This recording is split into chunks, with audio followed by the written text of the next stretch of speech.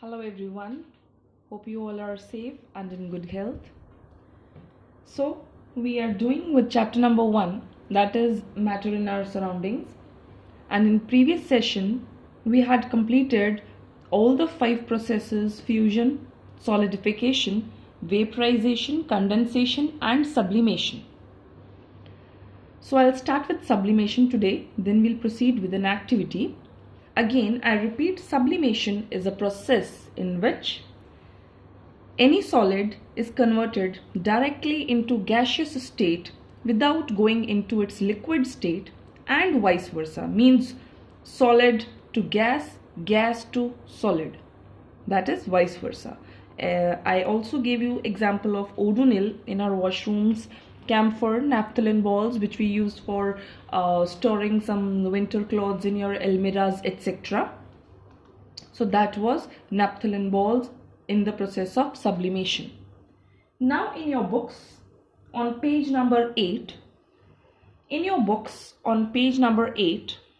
you have one activity which actually gives you a proper idea of sublimation, what happens and how. Now look at this activity. In this activity, what they have taken ammonium chloride. It is a salt, in a china dish. Look here, they have taken ammonium chloride in a china dish, and this ammonium chloride also performs a sublimation like camphor, naphthalene balls, Odonil, etc.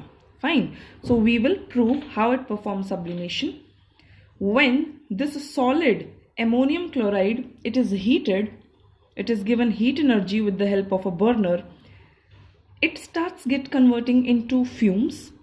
When it is converted into fumes, the fumes, they are collected over here in this funnel. Over the china dish, first you will do what? You will take a china dish, you will put ammonium chloride, and you will put an inverted funnel. Inverted funnel means upside down. You will put an inverted funnel over the china dish, and you will close this funnel with cotton plug. Right? When you will heat this ammonium chloride, it will vaporize and the fumes will get collected in this inverted funnel over here. Now what is the function of cotton plug here? Cotton plug will not allow the fumes to escape from the funnel. Cotton plug will not allow the fumes to escape from the funnel. Right? After some time, when you remove this burner, you see no more heat energy will be given. And if no more heat energy will be given, you will find that ammonium chloride fumes, they solidify over here. Initially, what actually happened, ammonium chloride got converted from solid to gaseous state, and later on from gaseous state into solid. So these were the two conversions. You can see from solid to gas, that is sublimation, and from gas to again solid, when heat energy is removed, that is it started cooling. So this proves the ammonium chloride also performs the process of sublimation. Fine. This is on your page number 8. It is very important activity, and as you can see here, a change of state directly from solid to gas without changing into its liquid state, and vice versa, it is called sublimation. So this diagram is also very important along with the activity, that is sublimation of ammonium chloride. Fine. You can pause the video and look at the figure properly and then resume. Now we'll be discussing very important topic of this chapter. It's very important as it is a new topic for you all. You were actually knowing about solid, liquid and gaseous state, but you do not know about latent heat of a fusion and latent heat of vaporization. Now let's see what is this. First let me tell you, latent heat is also called hidden heat. Hidden means छिपा हुआ, which cannot be seen. How you will see that? Suppose, first let's see some example. You're taking water. I'll be taking example of water. You have ice. Heat, SI unit of heat is joules. So whenever you are giving heat, it is taken in units of joules. Suppose when 1 joule of heat is supplied, its temperature was -5. When 2 joules were given, then its temperature rises up to -4, then it rises to -3. With increasing heat, you see when 5 joules its temperature rises to -1 degree Celsius. When 6 joules were given, the temperature was 0 degree Celsius. Then later on it was noted when 7 joule is given, it remained at 0 degree Celsius. When 8 joules given, again the temperature was 0 degree Celsius. 9 joules given, again 0 degree Celsius. 10 joules given, again 0 degree Celsius. Now look, initially when you were giving the heat, the temperature was rising, means this energy was being converted into the another energy, that is temperature was rising. But later on, when you see after 6 joules, you're continuously giving heat energy to ice, but the temperature is 0 degree. Now where is this heat energy going? It is a form of energy, heat energy. If temperature is not rising, you cannot see any rise in temperature on thermometer. So where is this heat energy going? It's not visible to the observer. Fine. This heat energy is being utilized to break the forces of attraction of the particles. Solid will have strong forces of attraction between the particles, as we have studied in previous session. So a lot of energy is required to break the forces of attraction between the particles. If the forces will be broken, then the particles will move away from each other, and from solid it will be converted into liquid. Why? Because fusion is the process of conversion of solid into liquid. Fine. It's a very important question that when you give heat energy, you find rise in temperature. But at one point, if you continuously supply heat energy, there is no rise in temperature. Where does this heat energy go? This heat energy is utilized to break the forces of attraction of the particles. If forces of attraction will change, kinetic energy will change, diffusion will change, only then the state of matter will change.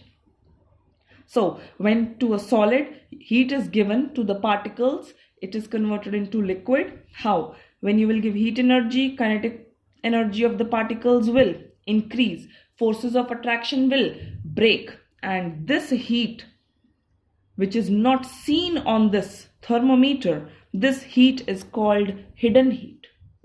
That is why latent heat of fusion is also called hidden heat. Fine. Let me explain in Punjabi also. Continuously ਤੁਸੀਂ ਦੇਖੋ ਇੱਕ ਵਾਰੀ heat ਲਗਾਤਾਰ ਆਪਾਂ ਦੇ ਰਹੇ ਹਾਂ ਕਿਸੇ ਚੀਜ਼ ਦਾ ਟੈਂਪਰੇਚਰ ਪਹਿਲਾਂ -5 ਹੈ, ਹੀਟ ਦੇਈ ਗਏ ਤੁਸੀਂ, ਉਹਦਾ ਟੈਂਪਰੇਚਰ ਵਧੀ ਗਿਆ -4 -3 -2 -1 ਐਂਡ ਸੋ ਔਨ। ਜਦੋਂ 6 ਜੂਲਸ એનર્ਜੀ ਦਿੱਤੀ ਤਾਂ ਉਹਦਾ ਟੈਂਪਰੇਚਰ ਹੋ ਗਿਆ 0 ਡਿਗਰੀ ਸੈਲਸੀਅਸ। 7 8 9 ਜੂਲਸ ਤੁਸੀਂ એનર્ਜੀ ਦੇਈ ਜਾ ਰਹੇ ਹੋ, ਬਟ ਹੁਣ ਉਹਦਾ ਟੈਂਪਰੇਚਰ ਨਹੀਂ ਵਧ ਰਿਹਾ, ਉਹਦਾ ਟੈਂਪਰੇਚਰ ਕਿੱਥੇ ਖੜ ਗਿਆ ਜਾ ਕੇ 0 ਡਿਗਰੀ ਸੈਲਸੀਅਸ ਤੇ ਖੜ ਗਿਆ। ਹੁਣ ਇਹਦਾ ਮਤਲਬ ਇਹ એનર્ਜੀ ਜਾ ਕਿੱਥੇ ਰਹੀ ਹੈ? ਤੁਹਾਨੂੰ ਥਰਮੋਮੀਟਰ ਤੇ ਟੈਂਪਰੇਚਰ ਵੱਧਦਾ ਦਿਖਤਾ ਰਿਹਾ ਨਹੀਂ, ਬਟ ਤੁਸੀਂ ਹੀਟ એનર્ਜੀ ਦੇ ਰਹੇ ਹੋ, ਫਿਰ ਇਹ એનર્ਜੀ ਕਿੱਥੇ ਜਾ ਰਹੀ ਹੈ? ਇਹ energy force of attraction, particles ਦੇ ਫੋਰਸਿਸ ਆਫ ਅਟਰੈਕਸ਼ਨ ਨੂੰ ਤੋੜਨ ਦੇ ਵਿੱਚ ਲੱਗ ਗਈ। ਇਹ એનર્ਜੀ ਪਾਰਟੀਕਲਸ ਦੇ ਫੋਰਸਿਸ ਆਫ ਅਟਰੈਕਸ਼ਨ ਨੂੰ ਤੋੜਨ ਦੇ ਵਿੱਚ ਲੱਗ ਗਈ, ਯੂਟਿਲਾਈਜ਼ ਹੋ ਗਈ। ਇੱਕ ਵਾਰੀ ਪਾਰਟੀਕਲਸ ਟੁੱਟ ਗਏ, ਇੱਕ ਵਾਰੀ particles the forces of attraction ਟੁੱਟ ਗਿਆ, ਉਸ ਤੋਂ ਬਾਅਦ ਫਿਰ ਦੁਬਾਰਾ ਤੋਂ ਟੈਂਪਰੇਚਰ ਕੀ ਕਰਨ ਲੱਗ ਜੂਗਾ? ਰਾਈਜ਼ ਕਰਨ ਲੱਗ ਜੂਗਾ। ਇੰਨੇ ਟਾਈਮ ਲਈ ਤੁਹਾਨੂੰ ਹੀਟ એનર્ਜੀ ਕਿੱਥੇ ਜਾ ਰਹੀ ਸੀ ਇਹ ਦਿਖੀ ਨਹੀਂ, ਇਸੇ ਕਰਕੇ ਇਹਨੂੰ ਕੀ ਕਿਹਾ ਜਾਂਦਾ ਹੈ? ਹਿਡਨ ਹੀਟ ਕਹਿੰਦੇ ਨੇ। You can pause the video, note it down, then resume. Now see, definition of latent heat. Latent heat of a fusion, it is the amount of heat energy required to change 1 kg of solid into liquid state at its melting point. Why at its melting point? Why? When a substance, the temperature at which solid changes into liquid, that temperature is called melting point, the point where solid melts into liquid. So that is why heat energy, latent heat of fusion, it is the amount of heat energy required to change 1 kg of solid into liquid at its melting point. Fine. You can pause and note down this definition of latent heat of fusion. Now look, Just like latent heat of fusion, you also have latent heat of vaporization. Now this is the heat which will be required to change liquid into gas. Fusion was the process for solid to liquid.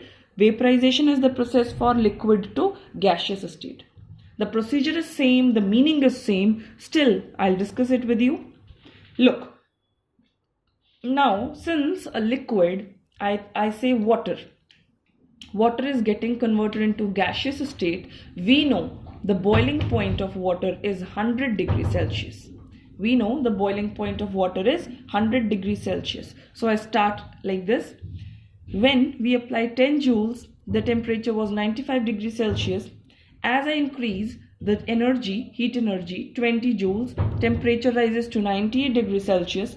As I increase the energy to 30 joules and 35 joules, the temperature increases to 100 degrees Celsius. After this, when you supply 38 joules of energy, it is 100 degrees Celsius. 40 joules of energy, it's 100 degrees Celsius.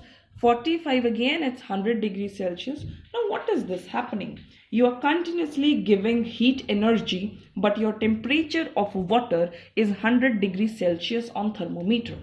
So where is this energy going? 35 से लेके 45 तक 10 joules of energy तुम्हारी कहाँ गई?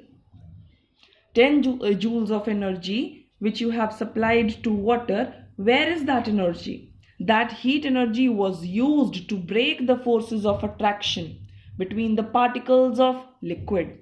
अगर forces of attraction liquid के particles के बीच के टूटेंगे तभी वो एक दूसरे से दूर जाएंगे, और अगर वो दूर जाएंगे तभी वो gaseous state में convert होंगे. Fine. So the procedure is same. Where this heat energy was utilized when it was 100 degrees Celsius, the heat energy was utilized to break the forces of attraction between the particles of liquid so that it gets converted into gaseous state.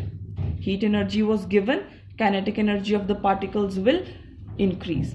Again, this heat energy is called latent heat. Energy is called hidden heat. Fine. And this is the definition of latent heat of vaporization. Latent heat of vaporization, it is the heat energy which is required to change 1 kg of liquid into gas at atmospheric pressure at its boiling point. Why boiling point? Because at boiling point a substance, any liquid, changes into its gaseous state when it starts boiling. Fine. So it is similar to your latent heat of a fusion. Fusion word stands from solid to liquid, and vaporization word, it stands from liquid to gaseous state. Fine. You can pause the video and you can note it down. So latent heat of vaporization, it is the heat energy which is required to change 1 kg of a liquid to gas at its boiling point. Right, you can note down the definition. Your next topic was relationship between Kelvin and the Celsius scale of temperature. Temperature is a physical quantity which can be measured on the scales. You have two scales, Kelvin and Celsius scale. The value on Celsius scale 0 degrees Celsius, it's equal to 273 Kelvin. You put degree in Celsius but you don't put degrees in Kelvin. 0 degrees Celsius, if I say ice is at 0 degrees Celsius, it means it is at 273 degree Kelvin. So whenever you need to do conversions between Celsius and Kelvin scale, look at the figure. If you need to convert from Celsius to Kelvin, add 273, and if you want to convert any figure from Kelvin to Celsius, subtract 273 from the value. For example, I have taken 100 degrees Celsius. 100 degrees Celsius, if I want to convert this value into Kelvin, definitely if I have to convert Celsius into Kelvin, I will add 273 into it. It means 100 degrees Celsius, it's equivalent to 373 Kelvin on another scale. And if you were given 373 Kelvin, you had to take the value in Celsius, then definitely you will subtract 273 from it and it will be equal to 100 degrees Celsius. Fine. You can pause the video, note this down. Next topic, evaporation, we'll be doing in next session. Till then, you can revise this much. Thank you.